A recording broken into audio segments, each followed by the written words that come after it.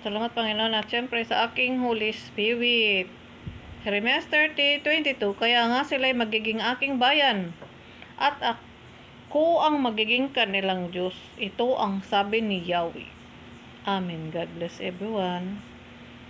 Habag kapayapaan, pag-ibig at sumasaatinhawa ang Panginoong Hesukristo Jesus. Amen po. May patututo ako nung 20, ano ba ngayon? 15, 13 or 12. Ang pinakita sa akin noon, yung nagpapianong babae. Tapos may nakalagay back daw ako. Hindi ko alam kung saan ako magbabak. Tapos nagkataon naman na napakinggan ko yung si C.S. Lewis, may word din na back yung kanyang at saka yung kanta ni Adele ni Adele na yung nandito sa meron ding back.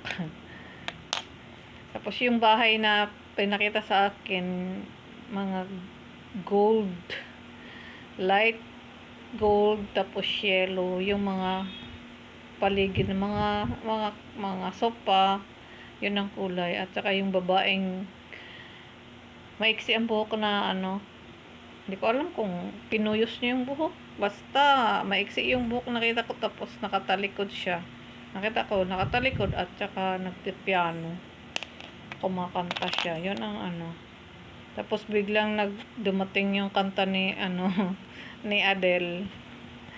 Kinakanta ko kasi yung kanta niya dati. Kalimutan ko na kasi wala na.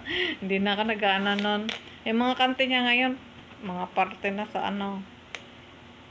Panginoon. Meron ng ganoong kanta niya. Kaya namang malungkot siya. Yung kanta niya, the world is following you. Yun, doon ko narinig yung word na back. Parang dinala rin ako dito ng Panginoon. Tapos nung lumitaw siya, pinaklik ako doon ng Holy Spirit ko. Kaya ayun, napakinggan ko yung kanta. Ito siguro yung ibig sabihin ng Panginoon na yung kanta nung si Adele.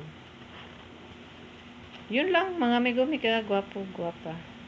Kung kayo nakikinig, salamat po. Yun ang patutuo ko. Yun lang kasi Pero yung mga sign na pinakita sa akin, mga constellation, triangle, tapos nawala yung pagka-triangle, dalawang tuldok na lang, dalawang bilog. Tapos may nakita ko ditong mga planet. Pinakita rin yan sa akin ng Panginoon, ng Holy Spirit ko. Pinakita niya sa akin yung mga planet dati. Sunod-sunod yun, pa straight, sunod. Yun, pinakita yan sa akin dati. Nakita ko, pinapaalala sa akin nito, nakita ko. Yun lang, kung kayo nakaunawa at nakikinig, salamat sa pakikinig. Salamat sa inyong lahat. God bless everyone.